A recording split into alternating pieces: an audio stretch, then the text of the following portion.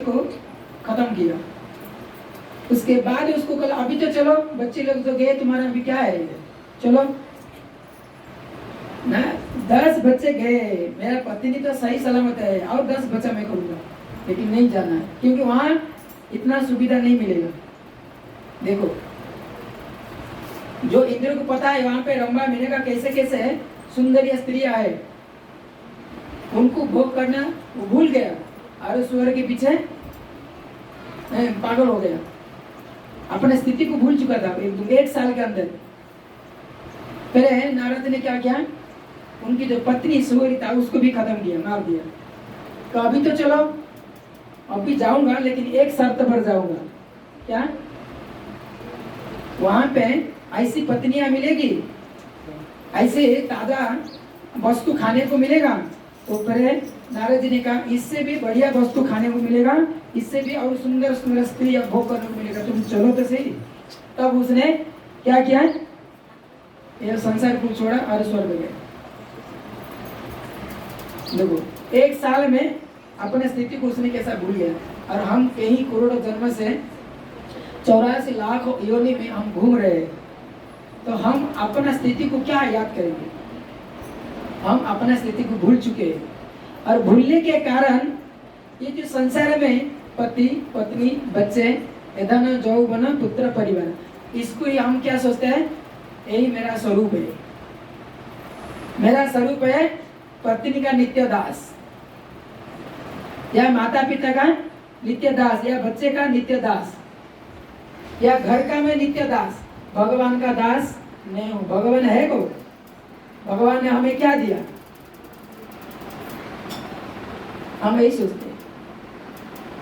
लेकिन ये नहीं सोच पाते भगवान ने 80 लाख योनि से घुमाने के बाद ये जो 4 लाख की योनियां है जो मनुष्य है, और मनुष्य में हम ऐसे एक प्राणी है, भारत बुद्धि जन्म होइल जार जन्म करी सार्थक करो परोपकार।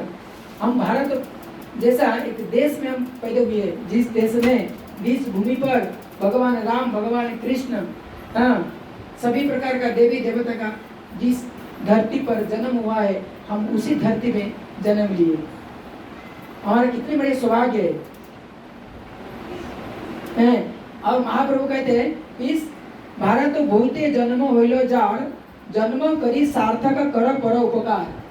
तो हम अपने जन्म को सार्थक करने के साथ हम दूसरे को भी सार्थक करने के लिए कोशिश करना चाहिए, प्रयत्न करना चाहिए। देखो श्रील प्रभुपाद नवदीप मायापुर में उन्हें जन्म लिए, लेकिन आज सारे विश्व में कोने कोने में सभी जीवात्मा को उद्धार के लिए वो भगवत का प्रचार किए।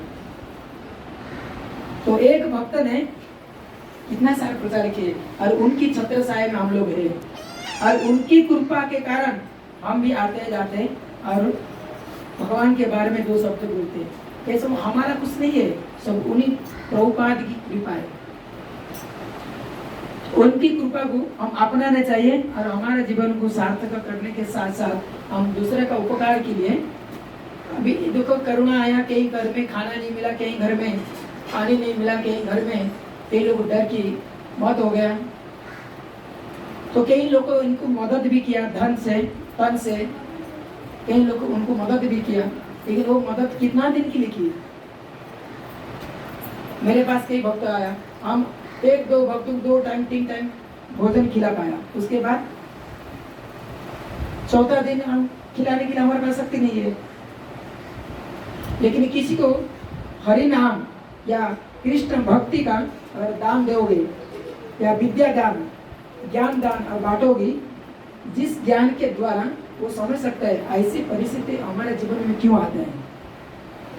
ये एक्चुअली ये करुणा है क्या, भगवान का करुणा है। ये करुणा बीमारी नहीं है, भगवान की एक विशेष कृपा है, तो जो कि करुणा के नाम पे आए, जो लोगों को अंदर कुछ सिखाने का बाकी था, तो इस माध्यम से भगवान ने सिखाया। लोग इतने व्यस्त थे धन कमाने के लिए, इतने व्यस्त थे, अपना परिवार के साथ में कभी समय नहीं दिया। तो इसलिए भगवान धन कम कमाया, बहुत तो कमा लिया, अभी 2-4 साल या 2-4 महीना या 6-8-10 महीना परिवार के साथ में रहो, हाँ, और उनको समय दो। ये भगवान की बड़ी कृपा है। और कई भक्तों को भागवत पढ़ने सुनने में समय नहीं था। प्रभु जी कहाँ समय है, हरि नाम जप कर लिए, सुबह जाते शाम को आते। तो भगवान ने कहा ठीक है, मैं ऐसा करूँ ना, भेजता हूँ जिसके जरिए तुम्हें खूब टाइम मिलेगा। तो घर में कई सारे हमारे भक्त हैं जो भागवत को 2-2 बार पढ़े, कहीं चैतन्य चरितामृत पढ़े, कहीं भागवत पढ़े, और कई भक्त 64 माला भी रोज करते थे। आप बोलिए ये जो भगवान की विशेष कृपा है। कल मुझे जू मंदिर से एक भक्त का फोन आया था। वो पूरा 8 महीना महाराष्ट्र में जो बुक डिस्ट्रीब्यूशन जाते हैं ना, गाड़ी लेगी, बस लेगी, वो ऐसे ही फंसा है। जो आया मंदिर के अंदर भी उसको 15 दिन तक लिया नहीं, उसको गाड़ी से ही बाहर रहना पड़ा। हाँ, तो वो भी उसको लेकर ट्रेनिंग ये शिक्षा है। जो मंदिर उनको भेजते हैं बाहर बुक डिस्ट्रीब्यूशन के लिए, उन्हीं को भी अंदर नहीं लिया गया। तो भगवान की बड़ी शिक्षा है। तो ये सारे शिक्षा हमें सिखा रहे कि हम भगवान के अंश है। तो हमारा कर्तव्य, हमारा स्वरूप है भगवान की सेवा करना। और भगवान की सेवा के लिए भगवान कहते मन मना भव मत भूलो, मेरा नाम का मेरे भावना में रहो। और भगवान की भावना में रहने के लिए भगवान का नाम का जपा करना चाहिए। हरे कृष्णा कृष्णा कृष्णा हरे हरे, हरे राम राम राम हरे हरे। तो कहते हैं अगर भगवान की भावना में रहने के लिए हमें क्या करना आवश्यकता है? तो कहा गया साधु संग नाम संकीर्तन भागवत श्रवण मथुरा वास श्री मूर्तिर श्रद्धाया सेवन सकल साधन श्रेष्ठ यही पंच अंग कृष्ण प्रेम जमाय यही पांचर अल्प संग। ये 5 चीज का भी अल्प संगति करोगे तो आपके अंदर कृष्ण प्रेम का जागृति होगा। कृष्ण प्रेम जागृति होने का ये 5 अंग है। ये भक्ति में प्रगति करने का ये 5 महत्वपूर्ण अंग है। क्या क्या है? क्या होगा किसको? साधु संग, भागवत श्रवण, नाम जप, कितना हुआ? भगवत स्थान सबसे पहला कौन सा है? साधु संग, नाम जप, भागवत श्रवण और मथुरा वास और श्रद्धा या मूर्ति सेवाया। ऐसा नहीं कि मूर्ति लाके घर में रख दिया, देखिएगा बाद में करेंगे, अच्छा नींद आ रहे चलो सो जाते हैं। घर में मूर्ति है, जो आपने जो नियम बनाया श्रद्धा, जैसा हमारे बच्चे के प्रति श्रद्धा है। अरे सुबह हो गया, बच्चे को भूख लगेगा, चलो चलो उनके लिए दूध गर्म करो, बिना नहाए धोए दूध गर्म करके बच्चे को पिलाते। क्यों? बच्चे के अंदर हमारा इतना प्रेम है, श्रद्धा है। अगर भगवान भी ठाकुर को इतना श्रद्धा है, प्रेम है, श्रद्धा या विग्रह सेवाया, तो विग्रह घर में रखना है तो श्रद्धा के साथ उनकी सेवा करना चाहिए, नहीं तो मनमानी ढंग से नहीं चलेगा। हाँ, और सबसे पहले साधु संग। साधु संग क्यों करना है? कि साधु के द्वारा बाकी जो 5 चीजें, जो 4 चीजें वो मिल जाती है। साधु आएगा तो कहेगा नहीं भाई तुम 8 बजे तक सो जाओ, आराम से, कोई टेंशन नहीं, ये चाय पानी पी लो, बाद में ठाकुर जी तुम्हारे जैसे लाखों करोड़ पड़े, कोई तो खिलाया होगा ना, तुम्हारी जरूरत नहीं, आराम से करो। ऐसा कौन नहीं कहेगा? साधु नहीं कहेगा।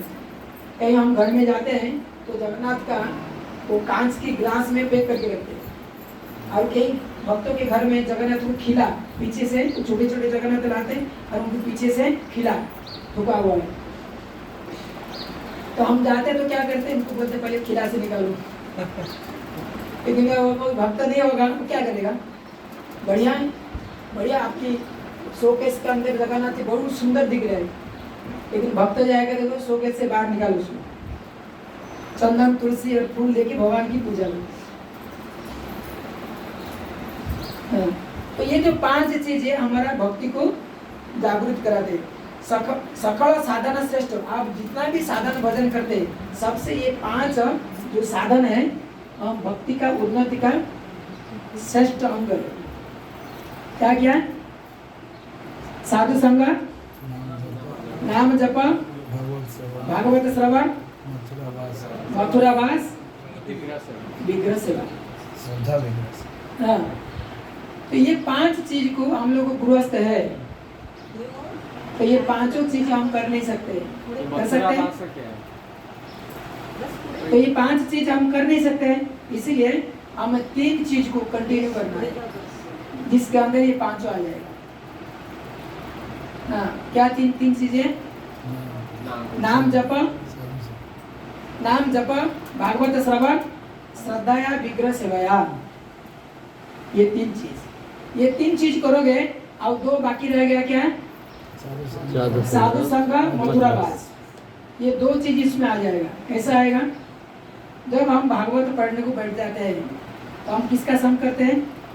भागवत में तात्पर्य में किसने लिखा है? लेक्चर किसने दिया है? गीता या भागवत का लेक्चर किसने दिया? व्यास बोलो, नारद जी बोलो, प्रभुपाद जी ने ट्रांसलेशन किया ना।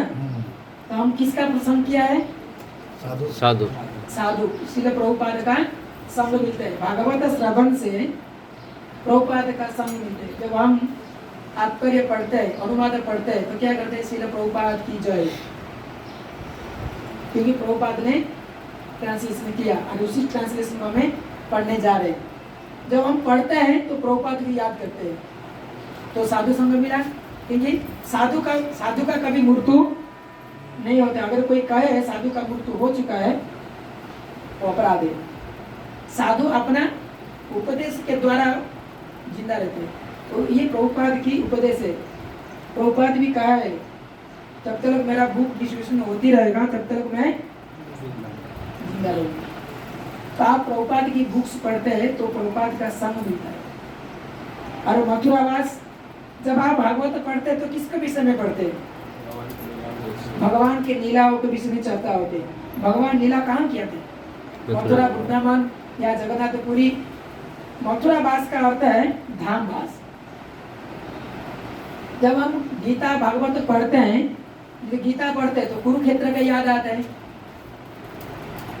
तो ऐसे धार्मिक स्थल का स्मरण करना और उन्हीं में वास करना। हमको तो दिल्ली तो मथुरा जा नहीं सकते, रह नहीं सकते, तो हम यहाँ रह करके भी मथुरा वृंदावन का चिंतन, हरिद्वार का चिंतन कर सकते हैं इसी भागवत का पठन श्रवण के द्वारा।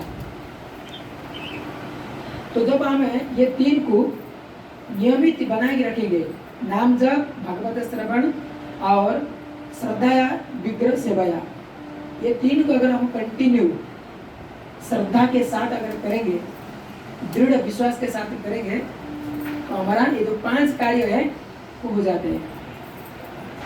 हर साल में कभी एक बार मथुरा, वृंदावन, जगन्नाथपुरी, मायापुर चला जाना। और उसी को दिल्ली थोड़ा थोड़ा, अभी हम गए थे 5 साल की 4 साल पहले। कितना साल अभी याद है कि भूल गए? याद है। 5 साल पहले हम गए थे साथ में, तो अभी तक उनको याद है, कुछ ना कुछ तो याद है। कुछ नहीं तो इधर गिरे हुए तो मार लगा होगा, वो तो याद रहेगा। फिसल गए वो याद है। तो मथुरा साल में हम एक बार भी जाते हैं धाम में, तो उसी धाम का हमारा चिंतन होती रहते हैं।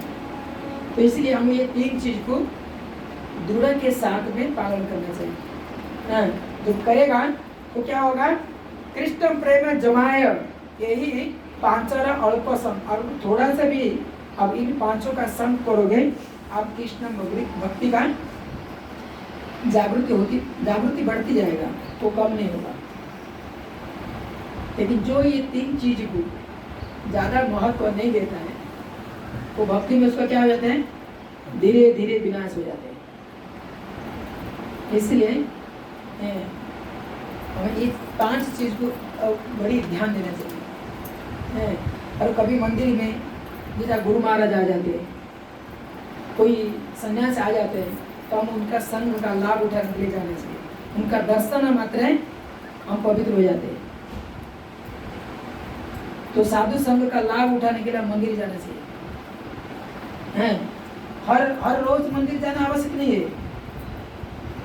जब बड़ा फेस्टिवल प्रोग्राम होता है तो साधु सन्यासी लोग जो आते हैं धाम से, तो उनकी दर्शन के लिए चाहे हमें ड्यूटी को ऑप्शन करना पड़े चले, लेकिन साधु दर्शन के लिए जाना जरूरी है। हर संडे मंदिर जाना इतना जरूरी नहीं है जितना जरूरी है गुरु महाराज कोई सन्यासी मंदिर में आ रहे हैं, लेक्चर दे रहे हैं और उनका कुछ प्रोग्राम है, तो ऐसी साधु सत्य को वो लोग शुद्ध आत्मा है, तो ऐसी शुद्ध आत्मा का दर्शन के लिए हमें जाना आवश्यक है। बाकी समय में जाओ या मत जाओ, ऐसी समय में जाना आवश्यक है। और बाकी समय अब घर में रहिए, भागवत पढ़िए, घर में ठाकुर जी को बुझाइए, उनका आरती पूजा कीजिए।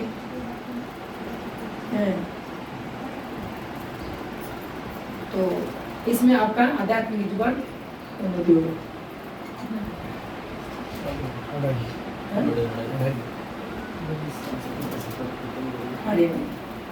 ठीक है, ये आपका भक्ति का जो ये 5 अंग को आप ध्यान रखिए और इस 5 अंग को आप जीवन में उतारने की कोशिश कीजिए, तो अपना कृष्ण भक्ति का प्रगति इस 5 अंग है जो भक्ति का आप अपनाओगे तो धीरे धीरे आपका कृष्ण प्रेम बढ़ेगा, और जो निष्काम भाव से कृष्ण भक्ति करोगे तो आपके जीवन में शांति प्राप्त होगा। तो इसीलिए शास्त्र कहा है कृष्ण भक्ति निष्काम अतः शांत। तो निष्काम भाव से भगवान का भजन कीर्तन करता है और इस 5 अंग को अपनाते हैं, तो उसी का जीवन में शांति और सुख आनंद प्राप्त मिलेगा। और उसके अंदर कोई कामना है, भुक्ति मुक्ति सिद्धि कामी सकल अशांति, और ऐसे विचार जिसके अंदर है 4 चीज आपको दिखाई पड़े वो साधु है, लेकिन फिर भी उसके अंदर है विचलित है। हमने देखा है, प्रभु जी को अनुभव हुआ, प्रभु जी सबका जो जुना पुराना लोग भक्त लोग उन्होंने सब देखा है, जिसके अंदर ज्ञान भरपूर है उसको कभी चैन नहीं पड़ते, उसको शांति नहीं है, क्योंकि वो अपना ज्ञान मार्ग में अपने आप को अहम है, तो वो कुछ करना चाहते हैं लेकिन भगवान उसको करने देते नहीं देंगे। जब तक शरणागत का भाव नहीं है तो भगवान की भक्ति जिसके अंदर श्रद्धा है, भगवान की सेवा, भगवान की सेवा में कई प्रकार की सेवा है, नाम जप सेवा, भागवत श्रवण सेवा, भागवत बोलना भी सेवा है, कई प्रकार की सेवा है, और सारे सेवा निष्काम भाव से अगर होगा भगवान उसी भक्त का साथ देते हैं, और वही भक्त तो शांति में उसकी जीवन में की कई प्रकार के दुख कष्ट भी आएगा वो पार हो जाते हैं। लेकिन जो कामी जो भोग विलासी वो हमेशा अशांति रहेगा, कितना भी उसको मिल जाए तो अशांति रहेगा। इसलिए हम निष्काम भाव से ये भक्ति का जो 5 अंगों को ध्यान में रखते हुए हमारा जो दिनचर्या है इस 5 को ऊपर होना चाहिए, अगर होगा तो निश्चित रूप से हमारा कृष्ण भक्ति का प्रगति होगा और हमारे जीवन में हमें सुख और शांति और आनंद का प्राप्ति होगा। हरे कृष्ण।